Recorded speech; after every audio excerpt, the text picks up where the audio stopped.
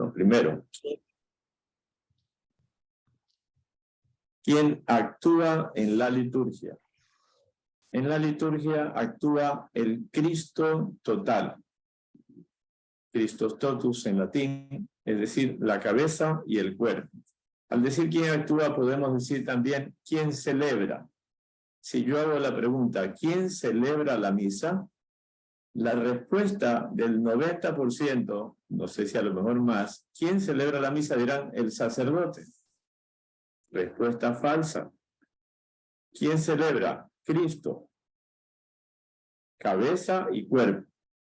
Cristo es el sumo sacerdote, él celebra, él es el celebrante principal. Cada vez que estamos en la misa, no es ni el Padre Jaime, ni Monseñor Cabrera, ni el Papa Francisco, es Cristo quien celebra, quien preside, con su cuerpo. Y hay un miembro de ese cuerpo que le representa a él ministerialmente como cabeza de la comunidad, que es el presbítero o el obispo que preside. Cuando hay una concelebración, hay 3, 4, 5 sacerdotes, solo uno preside. Solo uno está representando a Cristo, cabeza, a Cristo que preside. Y entonces es una celebración de todo el cuerpo de la iglesia, ¿no? Entonces el cuerpo de la iglesia es la iglesia peregrina, los que estamos aquí ahora en la tierra, la iglesia purgante, los que están, nuestros hermanos que necesitan purificación, y la iglesia triunfante, los que están en el cielo. Todos celebramos la única liturgia, ellos ya en plenitud, pero estamos participando de esa única celebración, ¿no?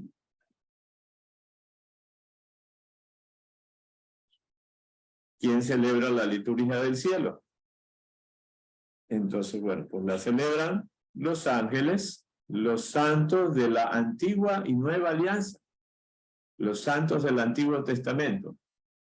Nosotros en nuestro santoral, ¿qué santos del Antiguo Testamento nomás tenemos? Pues San Juan Bautista, San Joaquín y Santa Ana, los padres de la Virgen, que no están en la Biblia, sino en otras tradiciones. San José, en cierto sentido, porque él murió antes de que Cristo muriera en la cruz y por tanto es todavía del Antiguo Testamento. Y ninguno más. Bueno, San Juan Bautista, perdón. Nuestros hermanos orientales sí tienen a San Elías y algún otro, ¿no?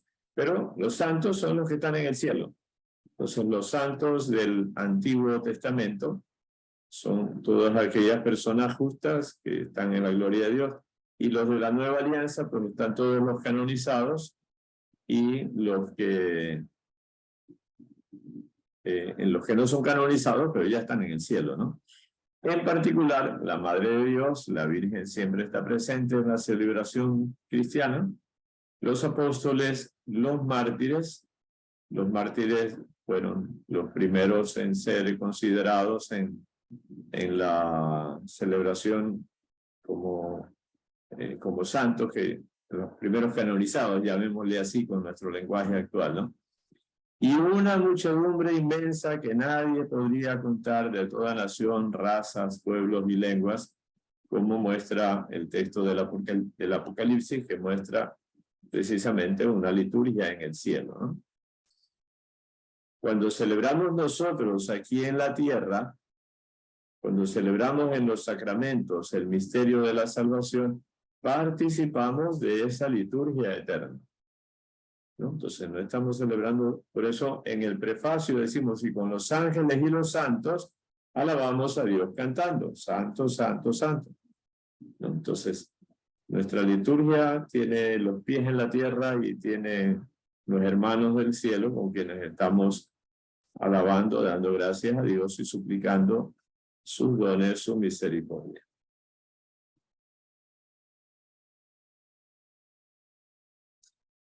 ¿De qué modo la iglesia en la tierra celebra la liturgia? Entonces, de hecho, bueno, pues la pregunta inicial es ¿quién celebra, no? Cristo total. Entonces, bueno, ¿quiénes son eso, no? La iglesia en la tierra celebra la liturgia como pueblo sacerdotal, en el cual cada uno obra según su propia función en la unidad del Espíritu Santo. Ayer alguien me hacía una pregunta de la catequesis de la evangelización y bueno, distinguir las tres misiones de Cristo y de la iglesia.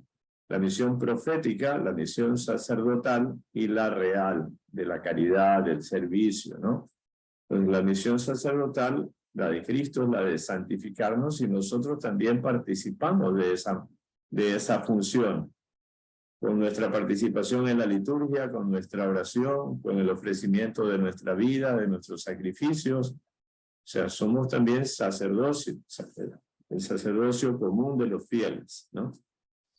Entonces, participamos como pueblo sacerdotal. El carácter bautismal nos capacita para esta acción sacerdotal.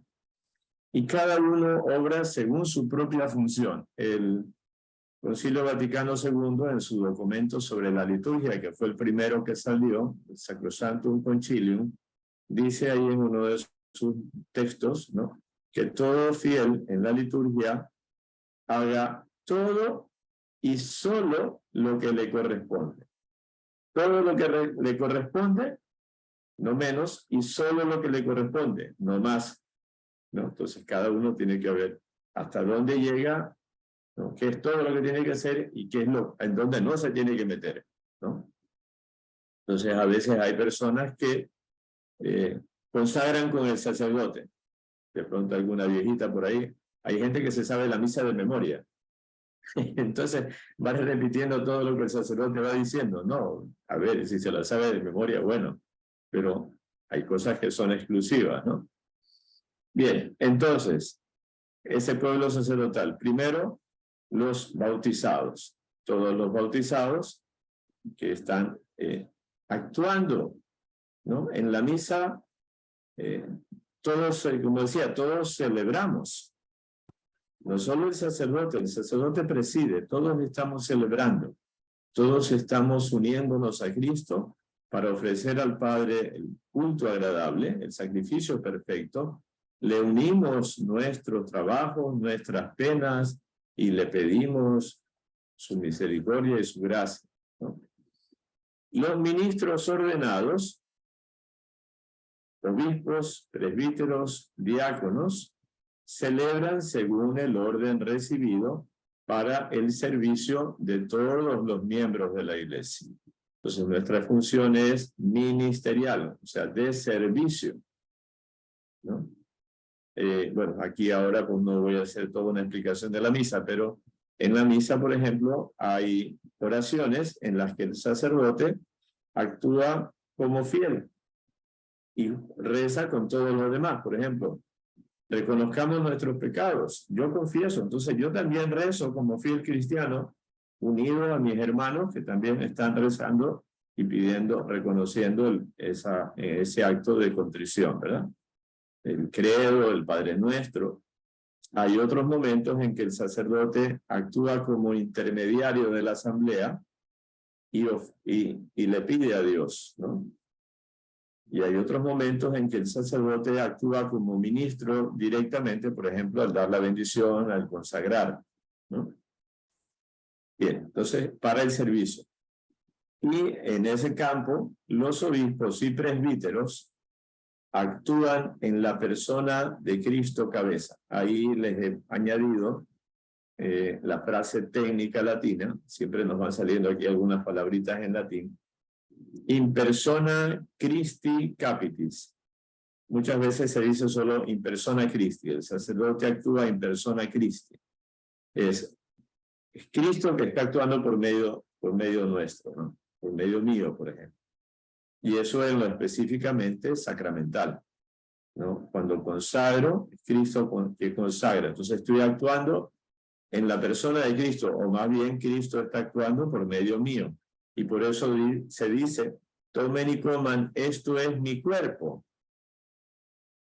No es el de Jaime Cedeño, es el de Cristo, ¿no? Entonces, no, la frase de consagrar no dice, tomen y coman, esto es el cuerpo de Cristo. Tomen y beban, este es el cáliz de la sangre que Cristo derramó. No, tomen y beban, este es el cáliz de mi sangre. Y cuando absuelvo, no digo, Cristo te absuelve de tus pecados, sino yo te absuelvo en el nombre del Padre, del Hijo y del Espíritu Santo. Entonces, eso es lo que significa en la persona de Cristo, cabeza. Cristo, jefe, pastor, y Cristo, fuente de salvación, fuente de santidad, fuente de gracia, ¿no? El concepto de cabeza, San Pablo, que es el que desarrolla esto, sobre todo en su carta a los Efesios, es no solamente autoridad, sino fuente de vida. Bien, en ese numerito, el catecismo completo, pueden, para completar un poco, el número 1143. Vean que el catecismo nos refiere del 1140 al 1144 y 1188. Pero bueno, vamos a ver el 1143.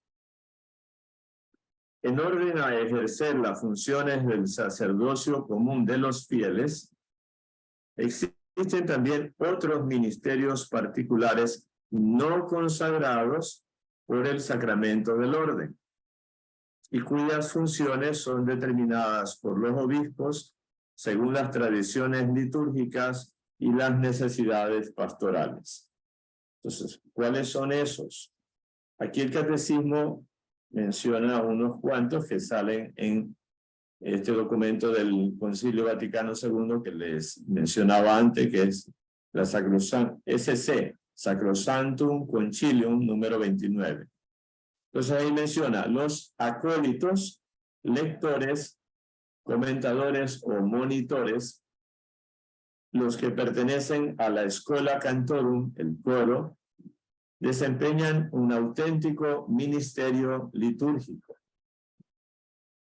¿no? Entonces, el lector, los acólitos, que no solamente pueden ser niños monaguillos, sino que pueden ser adultos, actualmente desde el año 90 por ahí con Juan Pablo II, pueden ser hombres y mujeres, comentadores o monitores, los que hacen las moniciones, el coro, y a ellos hay que añadirles también los ministros extraordinarios de la comunión, maestros de ceremonias, hay en algunos lugares equipo de acogida que acomodan a la comunidad, etcétera, ¿no?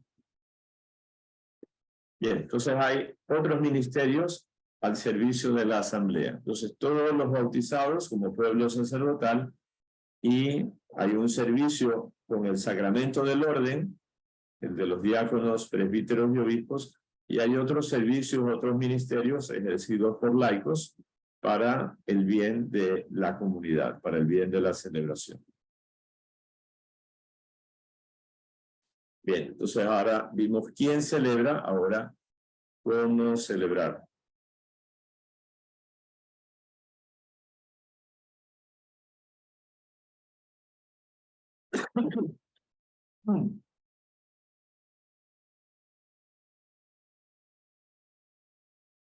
¿Cómo se celebra la liturgia? La celebración litúrgica está tejida, entremezclada de signos y símbolos, ¿no?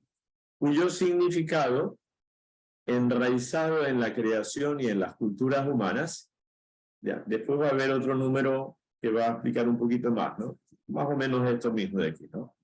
Entonces, signos y símbolos son realidades que nos hacen ver algo más que no ven nuestros ojos, que significan algo, ¿no? Ahí hay una distinción, un matiz entre qué es signo y qué es símbolo. No nos metamos en ese lío, ¿no? Hay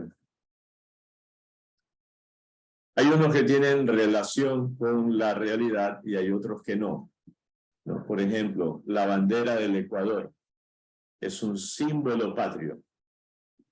Tiene amarillo, azul y rojo. El Ecuador no es ni amarillo, ni azul, ni rojo.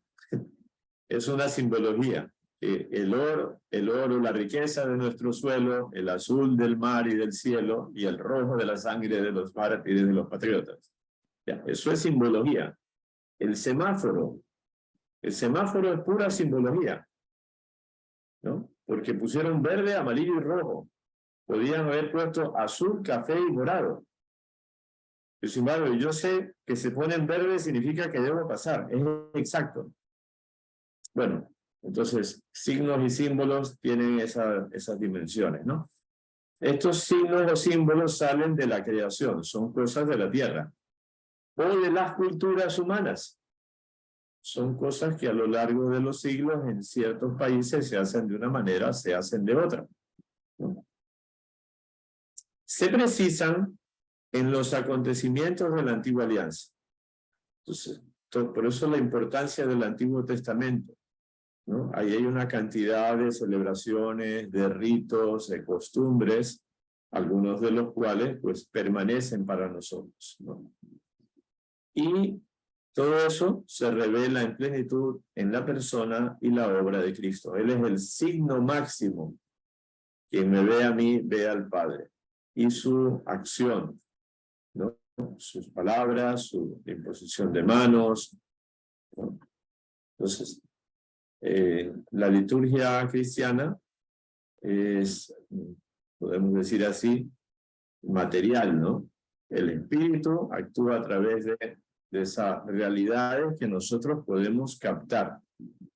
Ese es el esquema que Dios mismo ha usado desde el Antiguo Testamento y en el Nuevo Testamento con Cristo y luego los apóstoles, ¿no? Bien. Entonces, el agua, por ejemplo, es algo de la creación, pero el uso del agua, entonces ya al agua que está en el río o en el mar, nosotros la usamos para beber, para lavarnos, para regar las plantas, etc. ¿De dónde proceden los signos sacramentales? A ver, Pierina Naranjo, está levantando la mano, dígame.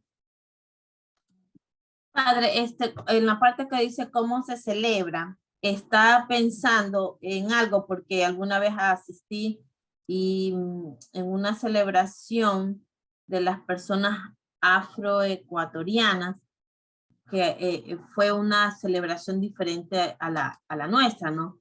Entonces, está pensando que la liturgia, o sea, debe de cumplir con todo lo que sus partes importantes, pero la forma de cómo se celebra es de acuerdo a la cultura. Se me viene a la mente eso y quería que usted me lo aclare, padre. Sí, los últimos números que vamos a ver ahora, ahí van a ver ustedes la variedad de maneras de celebrar nuestra liturgia. Okay. Hay una unidad, pero no uniformidad, ¿no? Ya, ok, de acuerdo. O sea, no la invalida en ningún momento, simplemente... No sé si ustedes vieron, hace un mes o un poco más estuvo entre nosotros el padre Pedro Indacochea. Ajá, sí, sí, por eso mismo le decía. Es guayaquileño y él es misionero comboniano en África. Sí. Él me tiene agregado en su número celular, quizá otras personas también los tengan él agregado, y él de tanto en tanto manda videos de su trabajo en África y de las celebraciones, ¿no? Entonces, siempre hay danza, siempre hay el estilo africano. Sí, sí. Era justo por eso, a eso me estaba refiriendo. Gracias, sí, sí. Padre. Porque habla de realidades de la creación y de la cultura. En los colores, por ejemplo. Yo nunca he estado en Japón, pero un profesor nos decía, en Japón, los colores tienen otro significado, ¿no? Entonces, para ellos, por ejemplo, me parece que decía que el negro es símbolo de fiesta. Para nosotros el negro es luto. Entonces, cosas así, ¿no? Bien, ¿de dónde proceden los signos sacramentales?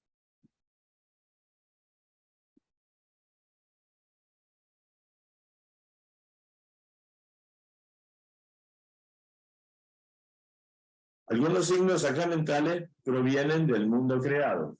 Luz, la luz del Santísimo, la luz de los cirios del altar, la luz del cirio pascual, el agua del bautismo, el fuego, la Semana Santa, la vigilia, el pan de la Eucaristía, el vino de la Eucaristía, el aceite de los óleos, etcétera. Son de la creación. Otros de la vida social. Entonces no es simplemente agua, sino el gesto de lavar, ungir, partir el pan, la fracción del pan. Otros de la historia de la salvación en la antigua alianza, los ritos pascuales, los sacrificios, la imposición de manos, las consagraciones, actualizados según Cristo, ¿no? Entonces, ciertos ritos, pero ya con su sentido pleno. Estos signos, algunos de los cuales son normativos e inmutables, asumidos por Cristo, se convierten en portadores de la acción salvífica y de santificación. ¿Cuáles son normativos e inmutables? Los de los 7 sacramentos. O sea, el bautismo es con agua. No puede ser con Coca-Cola. Tiene que ser agua, ¿no? Entonces, a veces los profesores de liturgia preguntamos, ¿se puede bautizar con agua mineral? ¿Con witty? Sí, es agua. Simplemente que tiene minerales. El agua de la llave también tiene en menor cantidad. No es agua, no es H2O, químicamente pura. Esa es el agua destilada. Y entonces otra pregunta capciosa. ¿Se puede bautizar con agua de coco? Esa pregunta es mala. El agua de coco no es agua. Es un líquido que produce el coco que le llamamos agua, pero no es agua. Es jugo de coco, podemos decir así. Pero bueno, eso no se puede cambiar. La Eucaristía es con pan de harina de trigo. No puede ser harina de yuca ni harina de maíz. No puede ser arepa ni muchín. Es harina de trigo. Y el vino es vino de uva fermentada. Uva blanca, uva negra, uva rosada, no importa, uva. No puede ser vino de grosella, vino de manzana, vino de no sé qué. En realidad, solamente el vino es de uva. A los otros le han puesto un nombre por analogía, pero solo el vino es de uva y se acabó, ¿no? El grado de alcohol no... Aquí llamamos vino de consagrar, simplemente por tener la garantía de que es vino puro. En Europa no existe el vino de consagrar, ¿no? En el pueblito que yo iba de vacaciones en España, que era un pueblito de 300 habitantes, tenían viñedos, hacían vino, ese vino se consumía en las casas, en la comida, porque los españoles toman vino siempre, y con ese mismo vino se celebraba la misa, el mismo, porque era vino puro, auténtico. Los que se necesita es que sea vino auténtico. Entonces, eso es inmutable. No es que los tiempos han cambiado y ahora la gente entiende mejor. No, no. Y a través de esos signos actúa la gracia. Son portadores de la acción salvífica.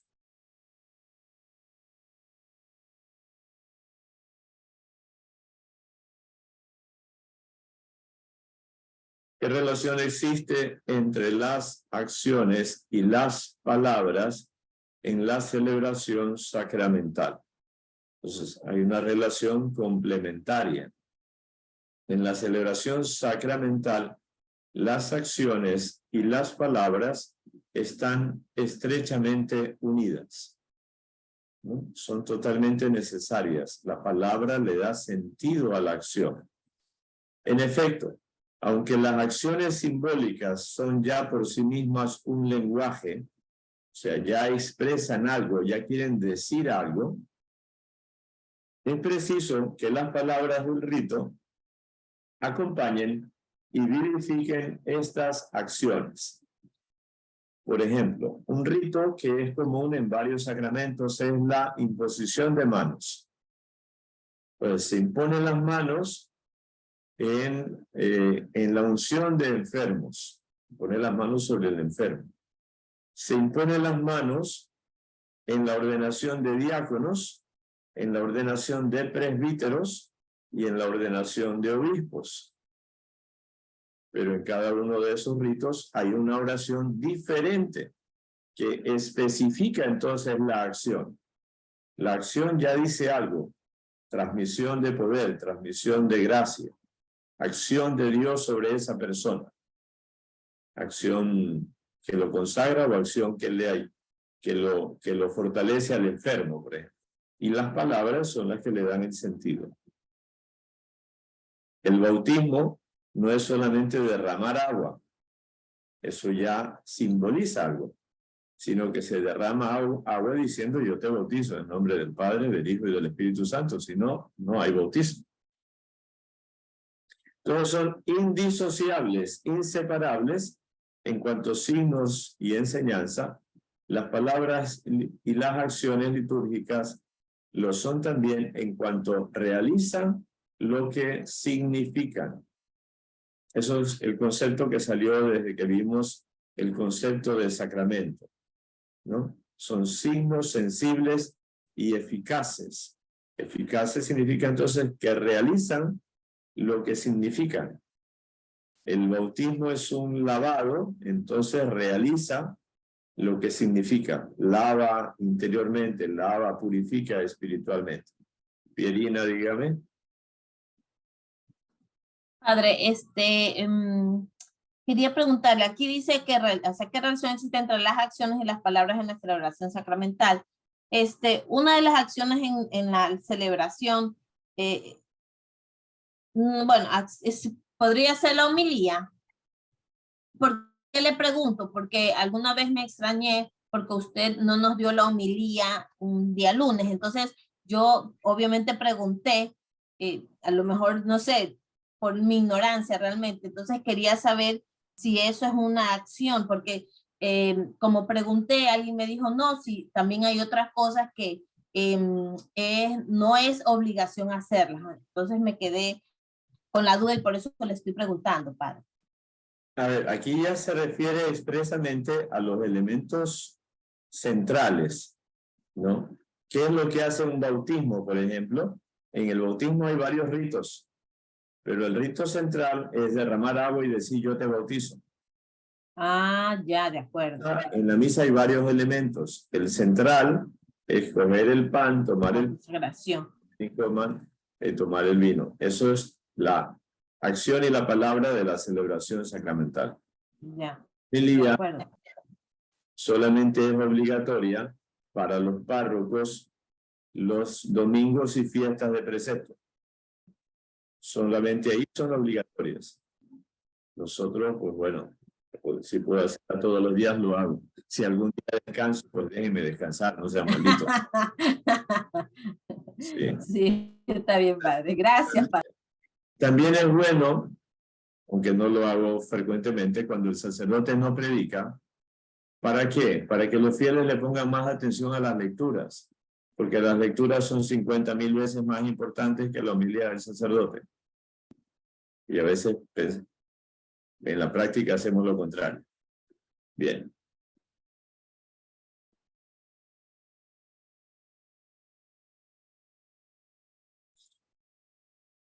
Entonces, estamos en el cómo, signos, símbolos, y entre estos signos, símbolos están el canto y la música. ¿Con qué criterios el canto y la música tienen una función propia dentro de la celebración litúrgica? Dice: puesto que la música y el canto están estrechamente vinculados a la acción litúrgica, deben respetar los siguientes criterios. Entonces, antes de ver los criterios, ver la importancia del canto y la música. No es adorno de la misa. El que canta, reza 2 veces. Si yo no canto, me estoy privando de esa participación activa más intensa. Entonces, hay que quitar un poco esta comodidad o este concepto mal planteado de que el coro cante. Ellos que animen la misa. Contratan a fulano para que anime la misa. La misa no es un show, no es un espectáculo. Deben cantar bien, eso sí. Pero no vamos a escuchar qué bonito cantan. La misión del coro es ayudar a la asamblea a cantar y sostener el canto y ayudar a que la asamblea cante armónicamente bien y enriquecer el canto si hacen otras voces. Pero el coro no tiene que quitarle el puesto a la asamblea. Toda la liturgia de Israel del Antiguo Testamento, los salmos, eran cantados, incluso algunos salmos, dicen con qué instrumento musical se entonaban. El rey David llevaba el arpa cuando iban danzando y cantando, cuando llevaban el arca a Jerusalén. Y así entonces se da en las cartas de Pablo y en la tradición cristiana siempre el canto y la música. Así que, hermanos, a cantar. No se me queden mudos en la misa. Ahora, si no se saben bien el canto, canten más despacito hasta que lo aprendan bien, para que no desentonen. Bien, entonces los criterios. La conformidad de los textos a la doctrina católica y con origen preferiblemente en la Sagrada Escritura y en las fuentes litúrgicas. Ayer vimos aquella frase latina, lex orandi, lex credendi. Hay una relación íntima entre la fe y la oración. Entonces, el canto litúrgico es oración y por tanto tiene que estar de acuerdo con la fe, ¿no? Entonces, lo más bonito, lo más rico es que sea de acuerdo con la Sagrada Escritura o con los textos de la liturgia. Otro criterio, belleza expresiva de la oración, o sea, le da como más intensidad, por eso la frase de Agustín, ¿no? Estaba investigando y dicen que San Agustín nunca dijo esa frase. Hay algo parecido en lo que él ha dicho, pero bueno, ya es clásico, ¿no? O sea, ese canto le da como una intensidad mayor, ¿no? La calidad de la música, no puede ser algo ahí medio chabacano. La participación de la asamblea, todos deben cantar. La riqueza cultural del pueblo de Dios. Entonces, una cosa es el canto en América Latina, en Ecuador, otra cosa es el canto en la sierra, ¿no? Tiene su estilo. En Argentina o en Brasil, o en África o en Europa. O sea, cada uno tiene su estilo. Entonces, el evangelio se inculturiza, se transmite la esencia del evangelio con el estilo de cada lugar. El carácter sagrado y solemne de la celebración, entonces, sirve para eso, para la solemnidad, ¿no? Y bueno, pues la frase de Agustín, que ya la he repetido. En todo caso, la idea central es que el canto y la música no son adorno, no son algo que deben hacer solo el coro. Es la asamblea la que canta, la que participa, y el coro ayuda a esa función. El coro tiene una función ministerial. Así salió en los ministerios, ¿verdad? Entonces, la Schola Cantorum.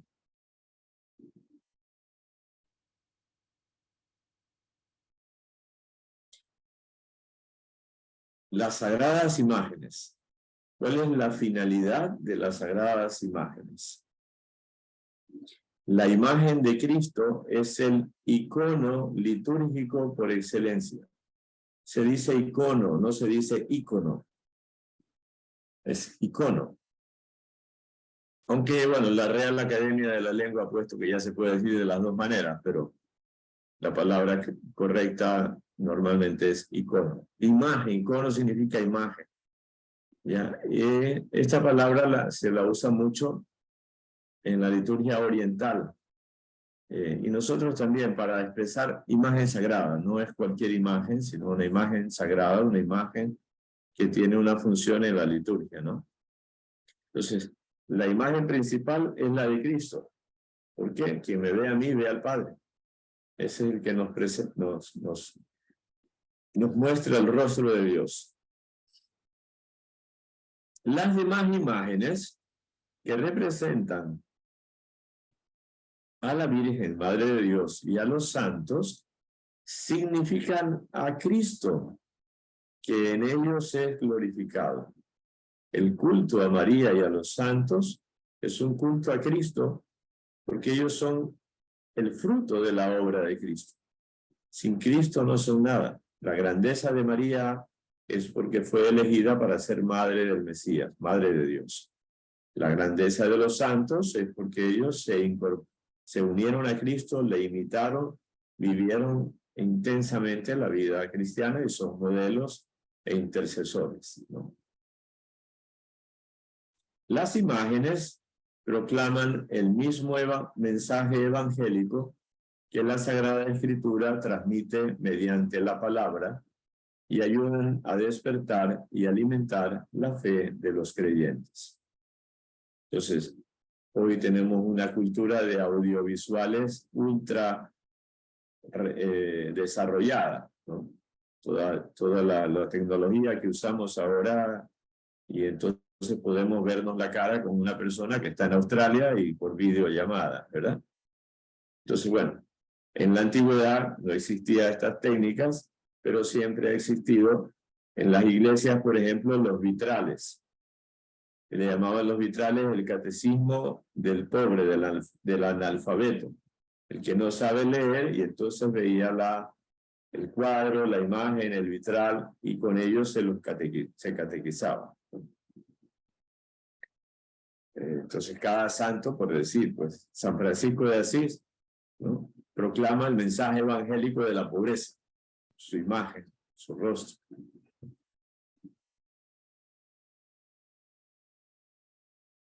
Nuestras imágenes, la siguiente, nuestras imágenes occidentales son más naturales, más parecidas a la realidad.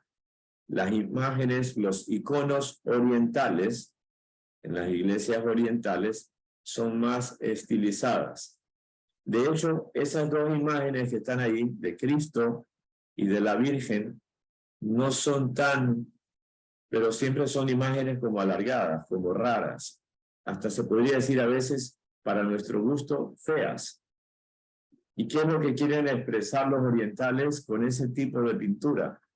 Que esa persona, entre comillas, no es alguien en un estado normal, sino en un estado divino, sobrenatural. Con eso quieren expresar, al no hacerlas el rostro tan humano, tan semejante a la realidad humana. De hecho, el rostro del niño parece un rostro casi de adulto. No da el rostro de un bebé. Y de hecho, la figura no es la de un bebé.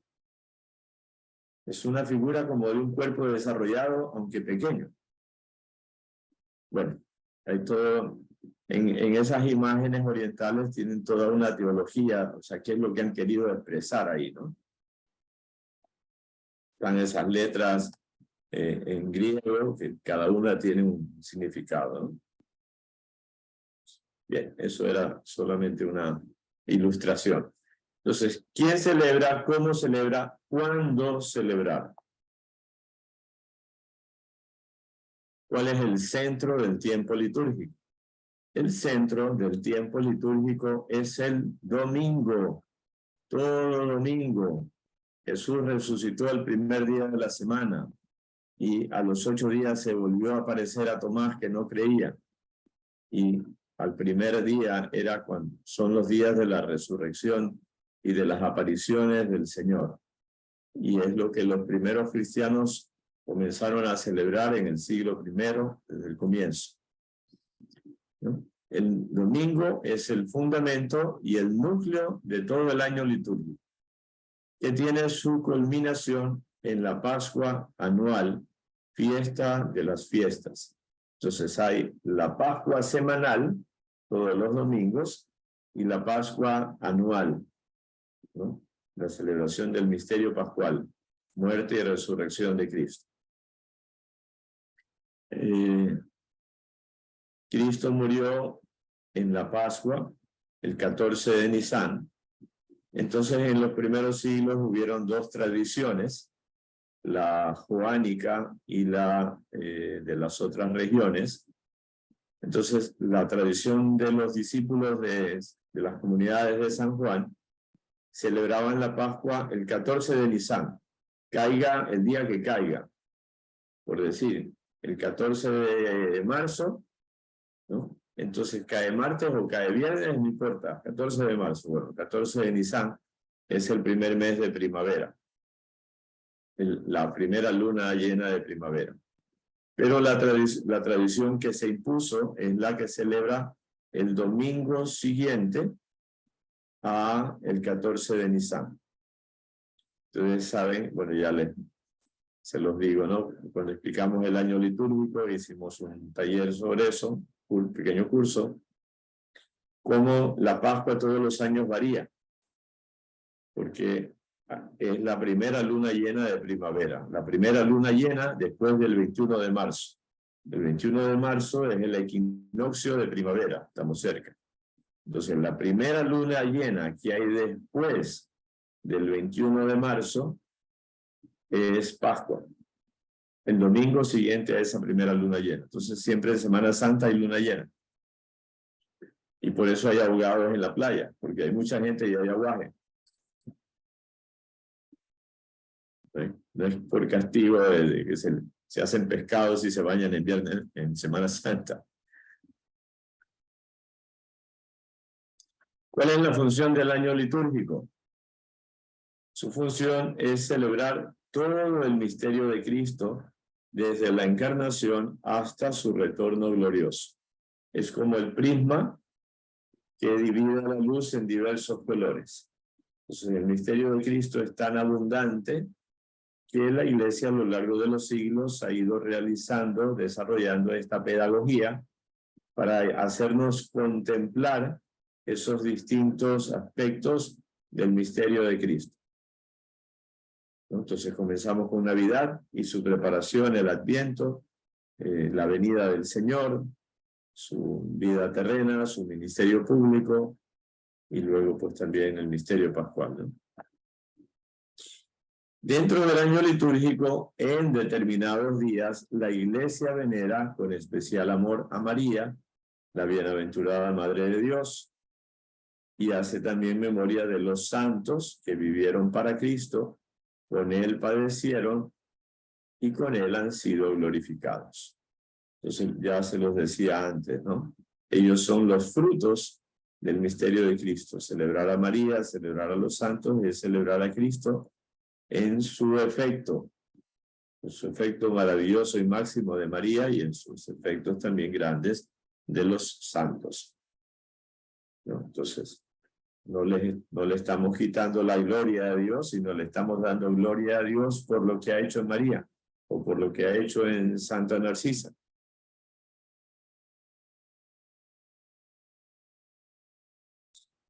Bien, ¿qué es la liturgia de las horas?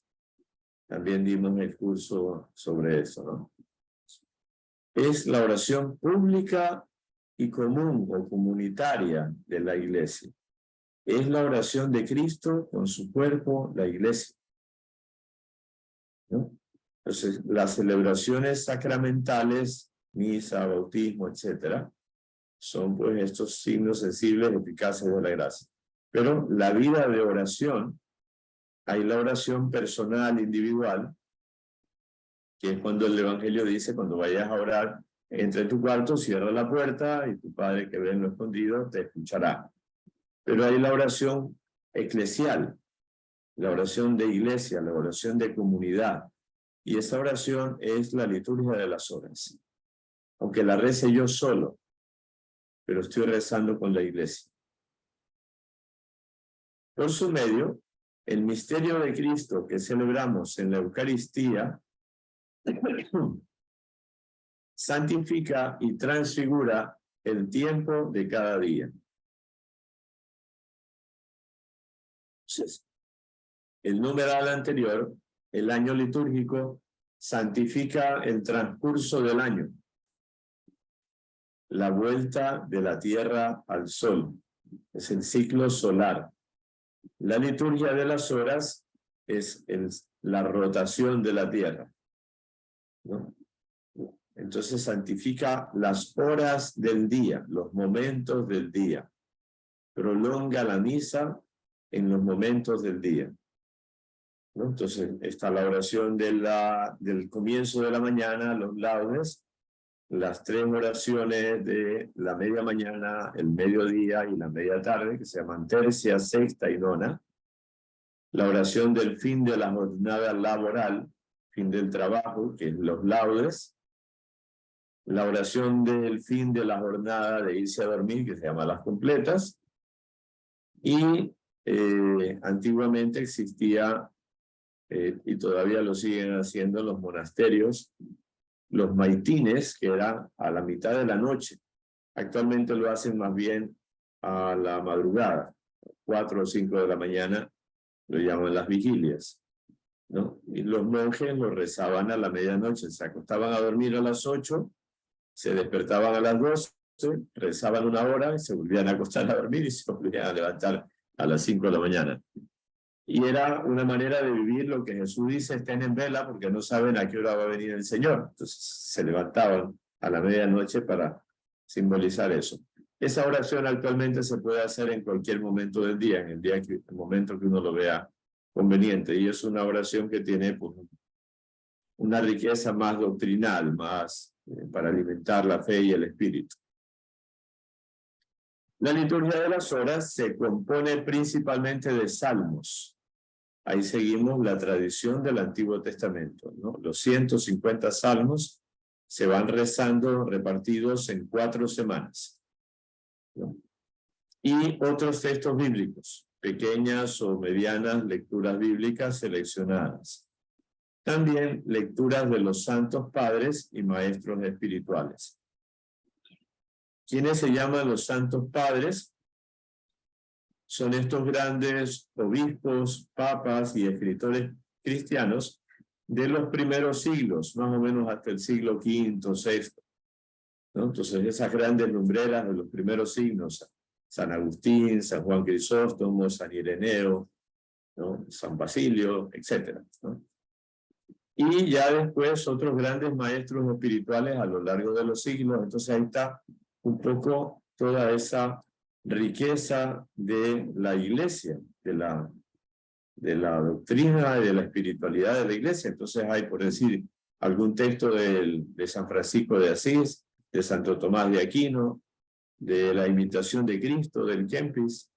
Bueno, hay una riqueza de obras de los santos. Eso es la liturgia de las horas.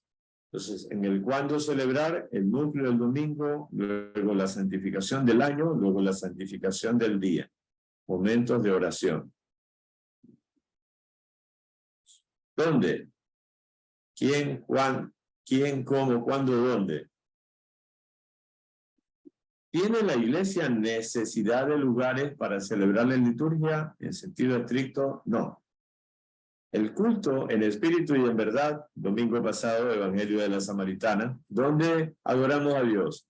¿En Jerusalén o en el monte Garizim? Dios es espíritu y quiere que le adoren en espíritu y en verdad. ¿En el polo norte o en el polo sur? El culto en espíritu y en verdad de la nueva alianza no está ligado a un lugar exclusivo.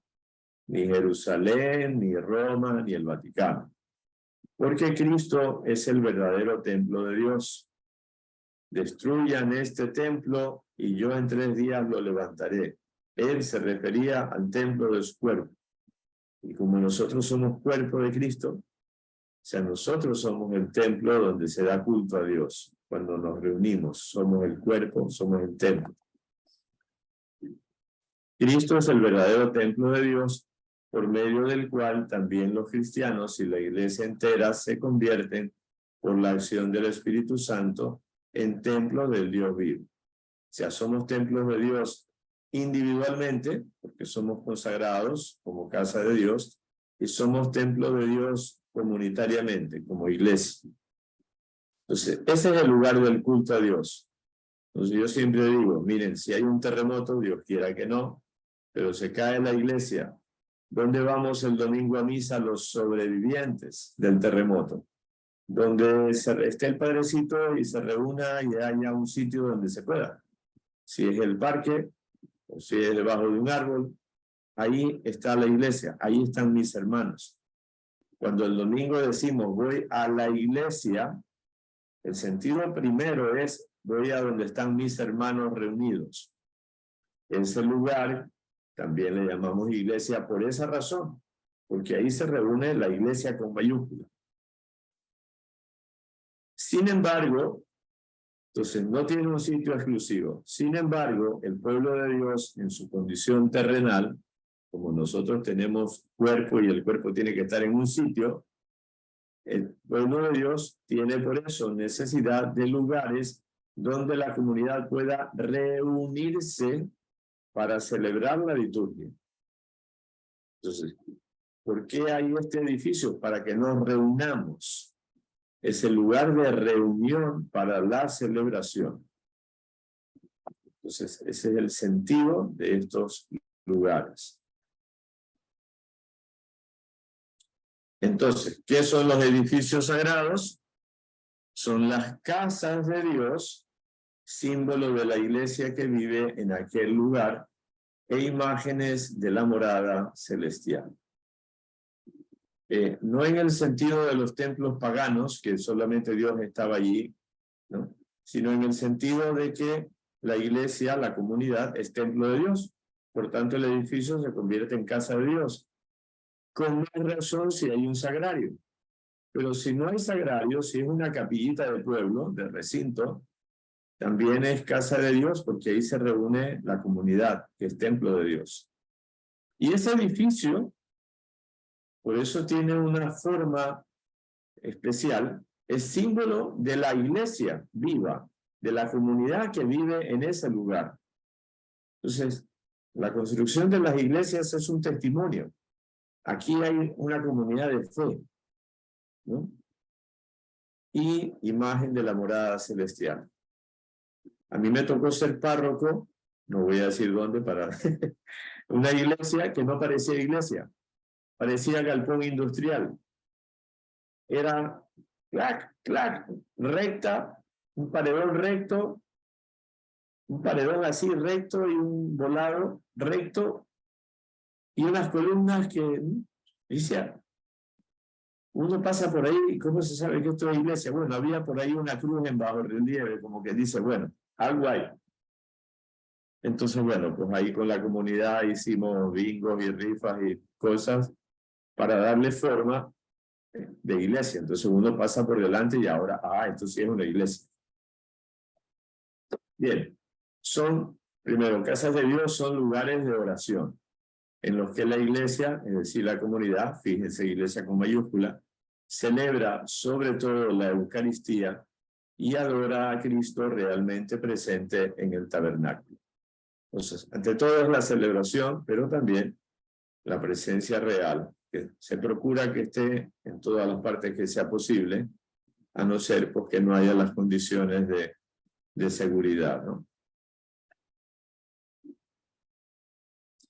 Bien, entonces, a propósito de los edificios sagrados, les voy a poner aquí unos ejemplos de, así como hay las culturas en la celebración, también a lo largo de los siglos y de las culturas hay diversos lugares de culto. Solamente les pongo 4 ejemplos. ¿Qué tipo de iglesia es esa? ¿Qué tipo? ¿Alguien que me diga?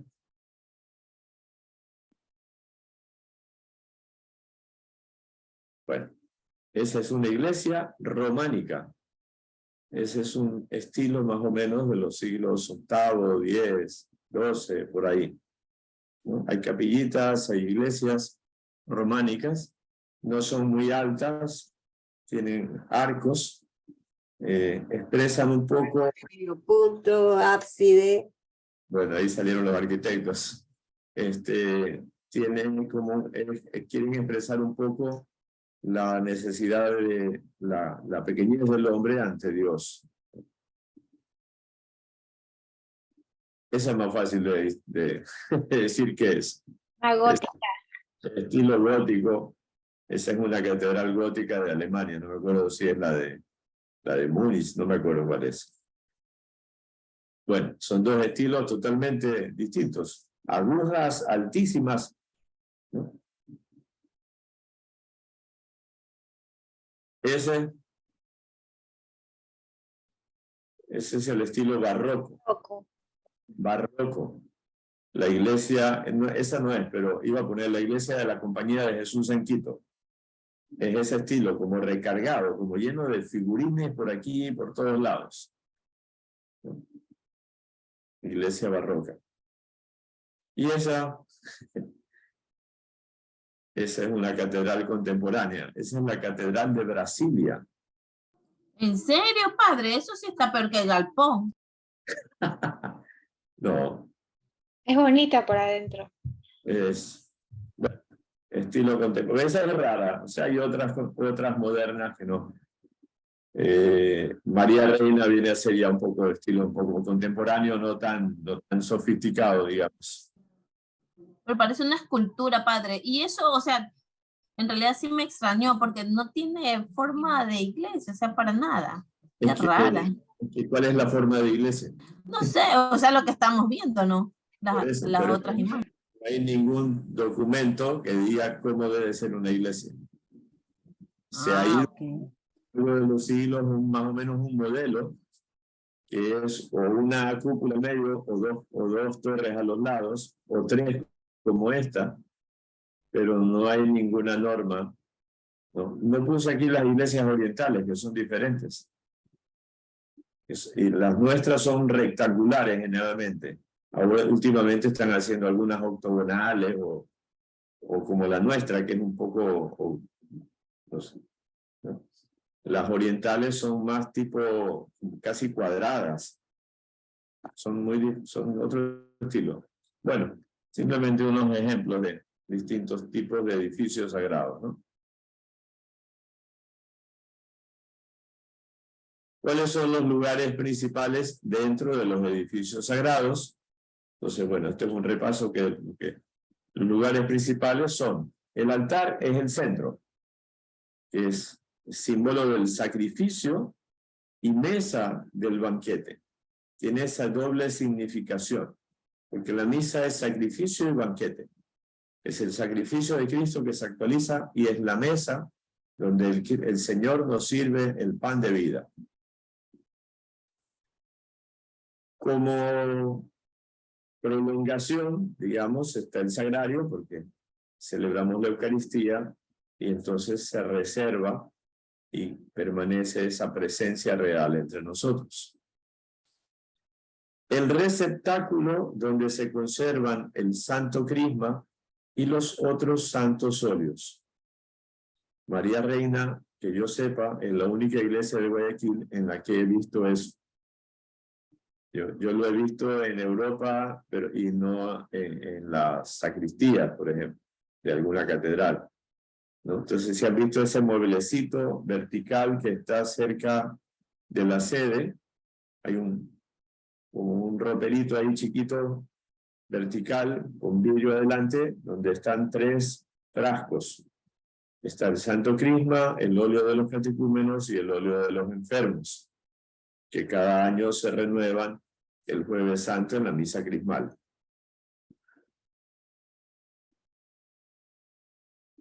Ahí nos lo dan para todo el año y de ahí vamos sacando para los bautizos, las confirmaciones, los enfermos, etc. Padre, y ahí usted reparte a su parroquia, los lugares que pertenecen a su parroquia. Claro, o sea, nos dan a los párrocos para la parroquia. Si la parroquia usted va con su óleo, ya entendí, padre. Claro, no, pues aquí está el depósito, digamos. Entonces, si tengo bautismos en Puertas del Sol, llevamos un recipiente ya más pequeño metálico normalmente, porque si es para trasladarlo, entonces es preferible que sea metálico para que no se vaya a quebrar, con un algodón empapado, ¿no? Los que tenemos en este receptáculo está líquido total. Son frascos, a veces son de vidrio, y está el aceite líquido. En cambio, el que ya llevo yo a puertas, a jardines, o el que sea, son pequeños tubitos, recipientes metálicos, cilíndricos, y entonces lo que se pone es un algodón que se empapa. Cuando voy a los enfermos, tengo un recipiente cilíndrico pequeñito con algodón empapado, entonces ahí pongo el dedo y con eso hago la unción. Bien, la sede, que es la silla, sede en latín, sedis significa silla, pero entonces no es una silla cualquiera, una silla de comedor o una silla plástica, sino es una silla que tiene una representatividad, un simbolismo. Desde ahí preside Cristo por medio del obispo o del sacerdote. Cuando es en la catedral, la sede, la silla del obispo se llama cátedra. Y por eso la iglesia donde está la cátedra del obispo se llama catedral. Ese es el nombre de esa iglesia, porque ahí está esta silla, que es la cátedra, que significa la autoridad del obispo como maestro, como pastor, como sacerdote de la diócesis. En las parroquias, entonces se llama simplemente sede. Y es única. Puede haber 2 sillas a los lados de acompañante, pero la sede siempre es única. El ambón, que es el mueble, puede ser de madera, puede ser de mármol, puede ser de cemento, donde se proclama la palabra de Dios, ¿no? Es la mesa de la palabra de Dios. Ambón viene del griego anambanein, que significa lugar alto, lugar elevado. Antiguamente no había amplificación, entonces siempre el sitio desde donde se proclamaban las lecturas estaba un poco más elevado, para que la voz del lector o del predicador baje hacia la asamblea y no quede corchada, bloqueada por la gente. La pila bautismal y el confesionario. Tradicionalmente las pilas bautismales se hacían en la entrada de la iglesia, como simbolismo de que el bautismo incorpora a la iglesia, es la entrada a la familia de los cristianos.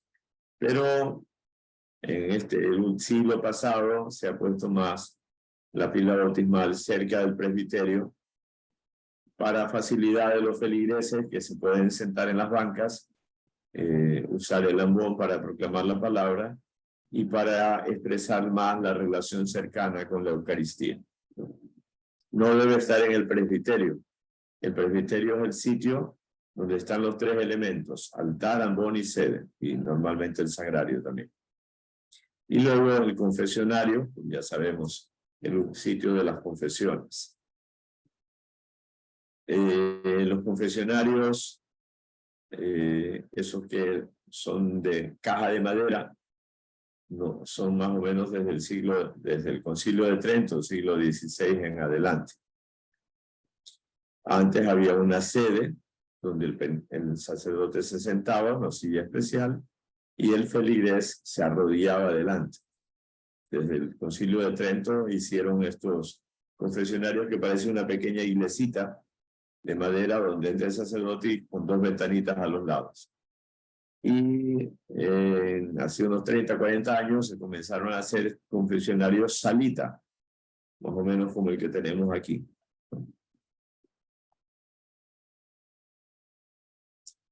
Jessica. Padre, hoy día me entero que ha sido ambón y no atril. Son cosas diferentes. Son diferentes. El atril, por ejemplo, es el que yo tengo en la sede, que es simplemente finito, donde para sostener un libro. Sí. Los del coro tienen también atril. Ahí ponen la partitura, los libros de cantos. Es algo que tiene consistencia. ¿no? Sí, eso es ancho, digamos. Claro, porque dice que el ambón es la parte de los templos católicos y ortodoxos donde se proclama la lectura de la Biblia en la misa. Exactamente. Religiosas. Sí, sí. Entonces, Gracias. para la dignidad de la palabra de Dios tiene que haber un mueble acorde.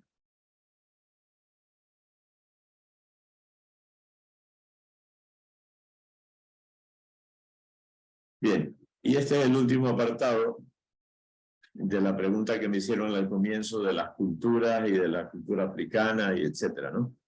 Diversidad litúrgica y unidad del misterio. Diversidad y unidad. ¿Por qué el único misterio de Cristo se celebra en la iglesia según diversas tradiciones litúrgicas? ¿Bien? Entonces, la obra de Cristo se dio en Tierra Santa, en Israel. Ahí había una cultura determinada.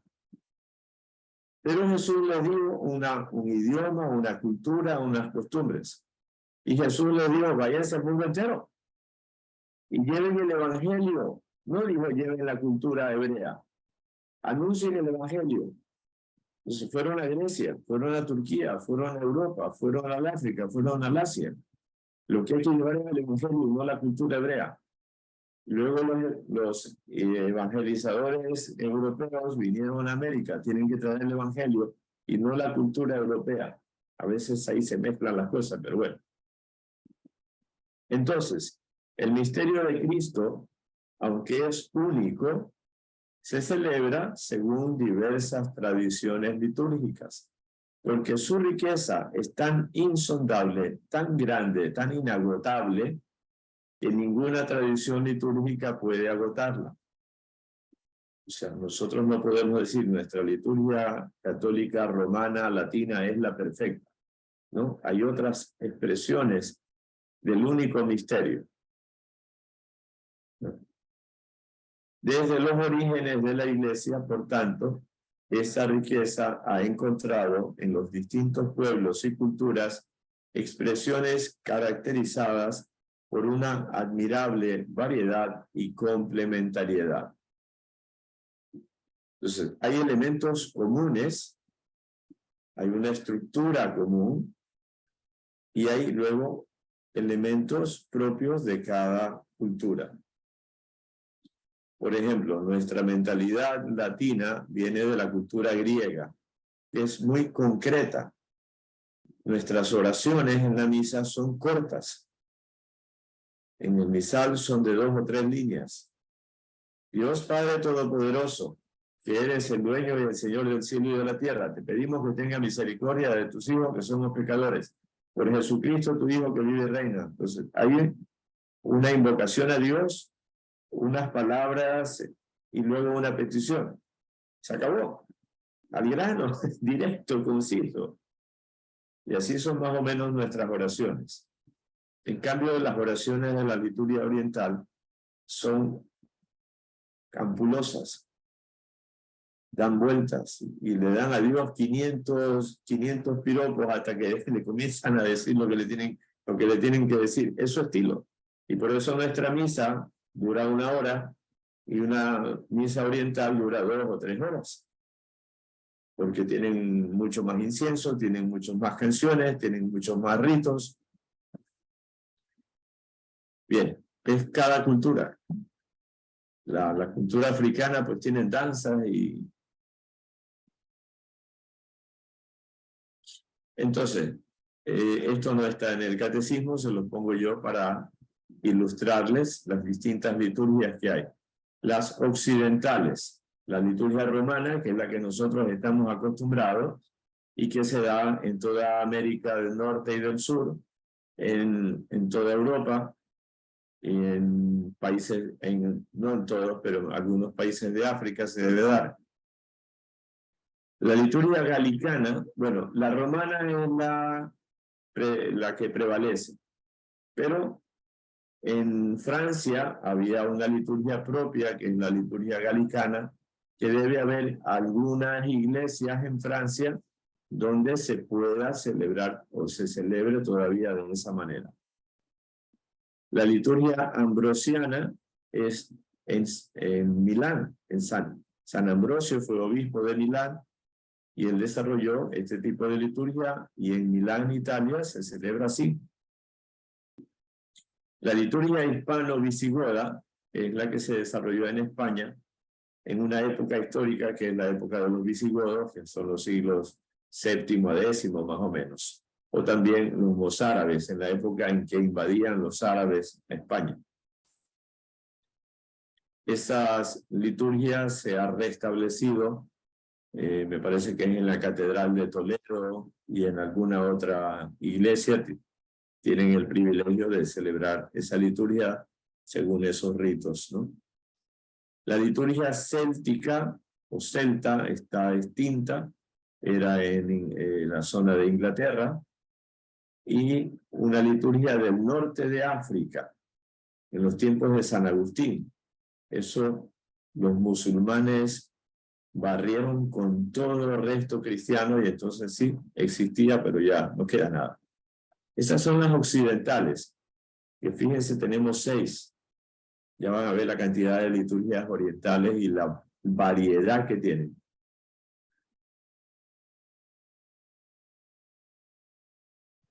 Entonces tenemos 2 tradiciones grandes, la antioquena de Antioquía de Siria y la alejandrina de Egipto, en el norte de Egipto. La antioquena tiene 2 versiones, la siro-oriental y la siro-occidental. Antioquía es actualmente Siria, ¿no? En los orientales, y entonces aquí tienen algunos ritos de iglesias separadas y otros de iglesias católicas. Entonces, el rito siro-nestoriano separado, rito caldeo es católico, rito siro-malabar es católico. El Papa Francisco fue el año pasado o hace 2 años a Irak y celebró, no recuerdo si fue el rito caldeo o el siro-malabar.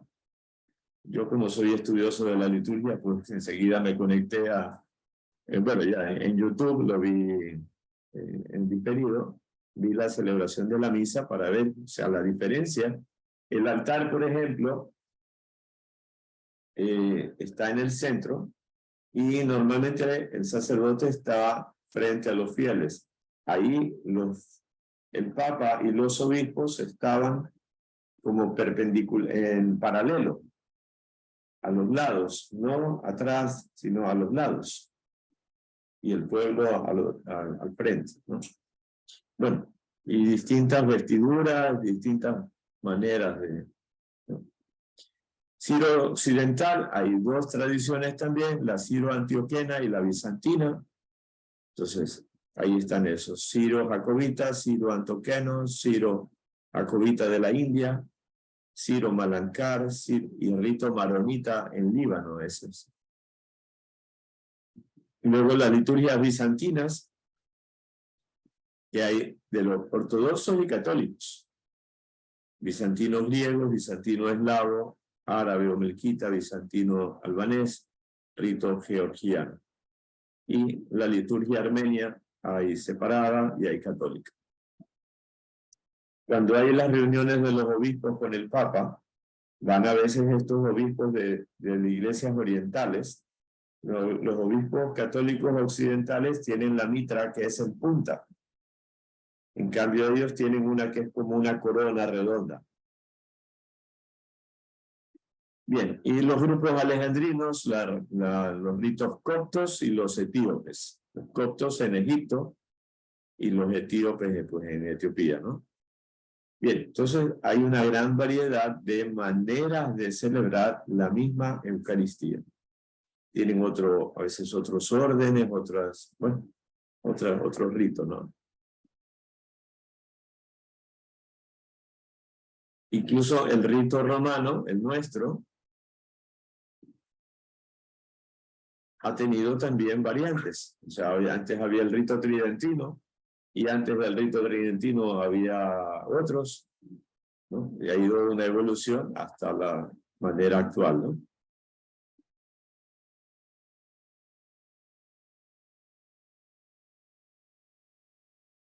¿Qué criterio asegura la unidad dentro de esa multiformidad? ¿No? El criterio para asegurar la unidad en la multiformidad, multiforme, muchas formas, es la fidelidad a la tradición apostólica, la fidelidad a la fe, la fidelidad al credo, la fidelidad a la palabra de Dios. Es decir, la comunión en la fe y en los sacramentos recibidos de los apóstoles, significada y garantizada por la sucesión apostólica. La sucesión apostólica significa que de los apóstoles van sucediendo los obispos, y eso es como una cadena, como unos eslabones que se van dando a lo largo de todos los siglos y de los milenios, y se va transmitiendo así la fe. Entonces, se van adaptando las culturas, pero la misma fe se va transmitiendo por la presencia del Espíritu Santo y la promesa de Cristo. Entonces, la Iglesia es católica, universal, y por tanto puede integrar en su unidad todas las riquezas verdaderas de las distintas culturas. Acoge todo lo que hay de bueno, lo negativo pues no. ¿Es todo inmutable en la liturgia? En la liturgia, sobre todo en la de los sacramentos, existen elementos inmutables por ser de institución divina que la Iglesia custodia fielmente. No, ya un poco lo decía, el pan y el vino en la Eucaristía, y las palabras de Jesús en la cena, con ciertas variantes, pero esas palabras. Hay después otros elementos susceptibles de cambio que la Iglesia puede y a veces debe incluso adaptar a las culturas de los diversos pueblos. O sea, una cosa que se entiende aquí, de pronto no se entiende en África, o no se entiende en Japón, como decía, o se entiende de otra manera. Entonces hay que adaptarse para que ellos comprendan en su lenguaje, en su simbología, lo que yo quiero expresar. Diga, Ileana. Padre, esto es lo que se conoce como inculturación. Exactamente, sí. Inculturación de la fe o de la liturgia. Bien. Por ejemplo, miren, los colores litúrgicos. Nosotros ahora ya tenemos el clásico, ¿no? Verde, rojo, morado y blanco. Pero eso no ha sido de los 2000 años de la historia de la Iglesia. Y eso no es igual en las liturgias orientales. O sea, los trajes litúrgicos que nosotros usamos, la casulla, la estola, no es igual para los cristianos, incluso católicos, unidos al Papa de esas zonas, ¿no?